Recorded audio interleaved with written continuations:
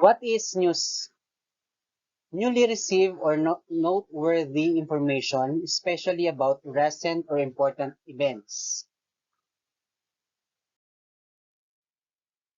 One of the most fundamental differences between journalism and other forms of writing is the way journalists obtain the information they write about.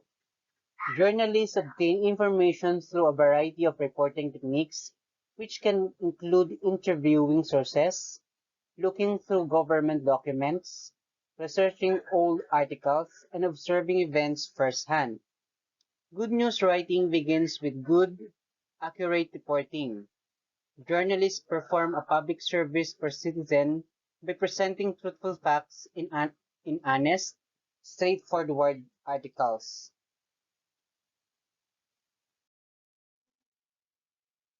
In news writing, we have news value.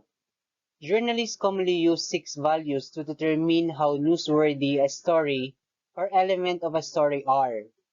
Knowing the news values can help journalists make many decisions, including what information to give first in new articles and in a lead, which articles to display on a newspaper front page, and what question to ask in an interview.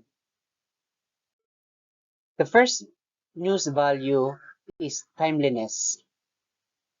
Recent events have a higher news value than less recent one.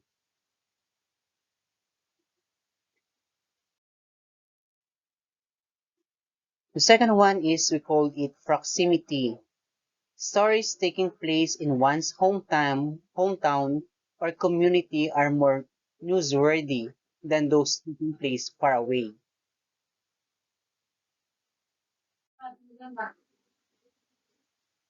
Number three is prominence. Famous people or those in the public eye have higher news value than ordinary citizens. Number four, uniqueness or oddity. A story with a bizarre twist or strange occurrences like man bites dog instead of dog bites man. Number five is the impact. Stories that impact a large number of people may be more newsworthy than those impacting a smaller number of people. And the last is the conflict. If it bleeds, it leads. Stories with strife, whether it is actual violence or not, are more interesting.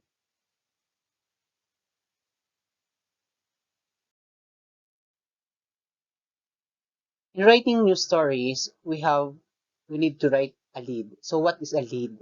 Lead is the first paragraph of the news article or a feature story. It composes one or two sentences or at least 35 words with 5 W and 1 H question. Example of lead.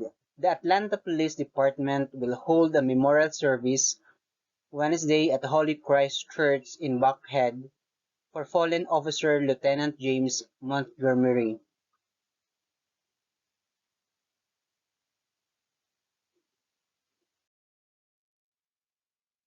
How to write a news lead. Number one, condense a story into one or two words. Put them words as close to the beginning of the first sentence as possible without destroying the flow of the lead sentence. Number two, keep leads short, 20 to 30 words for the first sentence or fewer. Number three, the news lead should tell the reader what the story is about and be interesting enough to draw the reader into the rest of the story. Remember that readers won't know what the story is about until you tell them. Number four, find the action in the story. Put the action in the lead. And number five, always double check names and numbers. Check spelling, style, and grammar. Put everything in order. Number six, attribute opinions. Stick with the facts. 7. Details, descriptions. Report first, then write. Learn all. Tell 10%. Number 8. Decide which of the news value best applies to the lead of the story. Write the lead that emphasizes the news value. And number 9. Write in the active voice. And 10. Don't lead with a name, time, or place unless that is the most interesting or important thing in the story.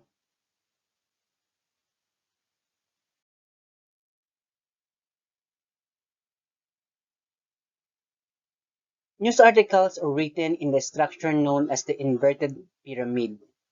In the inverted pyramid format, the most newsworthy information goes at the beginning of the story, and the least newsworthy information goes at the end. Like the given example of the pyramid below. So what are the elements of good writing? The first one is the precision. Use the right words. Say exactly what you mean. Be specific. Avoid sexism in your writing.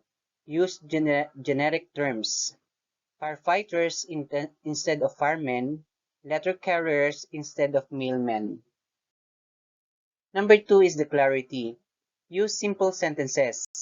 Noun, verb. Think clearly, then write. Watch grammar and punctuation. Number 3 is pacing. Movement of sentences create a tone, mode of the story. Long sentences convey relaxed, slow mood. Short declarative sentences convey action, tension, movement. Use variety of sentences length. Use shorter sentences when writing about the more active, tense part of the story. Number 4 is the transitions. Progress logically from point to point. Put everything in order. Number 5 is sensory appeal. Appeal to the one or more of the five senses, the sight, the hearing, the smell, the taste, and the touch. What does it sound like? What the room Was the room too hot? Could you smell the cooking outside on the hallway? Did the person speak slowly and carefully or rapidly? With confidence?